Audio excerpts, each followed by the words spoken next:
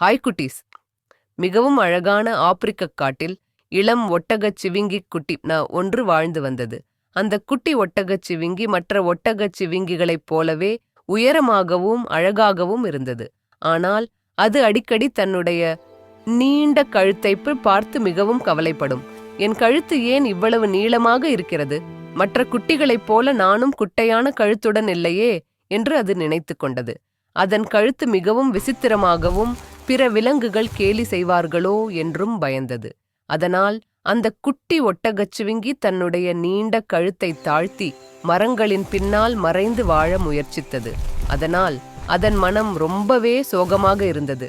ஒரு நாள் அது தனியாக உட்கார்ந்திருந்த போது அங்கே ஒரு மந்திர வண்ணத்து பூச்சி பறந்து வந்தது. அந்த வண்ணத்து பூச்சி தங்க நிறத்தில் மின்னியது. அது மென்மையாக ஒட்டகச்சிவிங்கியின் அருகில் வட்டமிட்டது.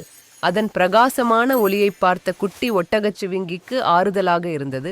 அந்த மந்திர வண்ணத்து பூச்சி ஒரு மெல்லிய ஒளியால் ஒட்டகச்சிவிங்கி குட்டிக்கு ஒரு காட்சியை உணர்த்தியது. அந்த காட்சியில் அந்த கழுத்தின் உண்மையான வலிமை காட்டப்பட்டது. வறண்ட காலத்தில் மற்ற விலங்குகளால் எட்ட முடியாத மரத்தின் உச்சியில் உள்ள இலைகளை அந்த கழுத்து எவ்வளவு எளிதாக எட்டுகிறது என்று காட்டியது. மேலும் புதர்களுக்கு மேல் தலையை உயர்த்தி ஆபத்துகளை பார்த்து நண்பர்களை எப்படி அது எச்சரிக்கிறது என்றும் காட்டியது. அதன் நீளமான கழுத்து ஒரு குறைபாடு அல்ல, அதுதான் அதன் தனித்துவமான பலம் என்று ஒட்டகச் சிவிங்கி குட்டி புரிந்து கொண்டது. அந்த வண்ணத்து பூச்சி மென்மையாக பறந்து மறைந்தது. குட்டி ஒட்டகச் சிவிங்கிக்கு இப்போது புரிந்தது. அதன் நீண்ட கழுத்து ஒரு குறை அல்ல, அதுதான் அதன் வெற்றி. அன்று முதல் அந்த ஒட்டகச் சிவிங்கி குட்டி தனது கழுத்தை பார்த்து கவலைப்படவில்லை. அது தன் தனித்துவத்தை எண்ணி பெருமை கொள்ளத் தொடங்கியது.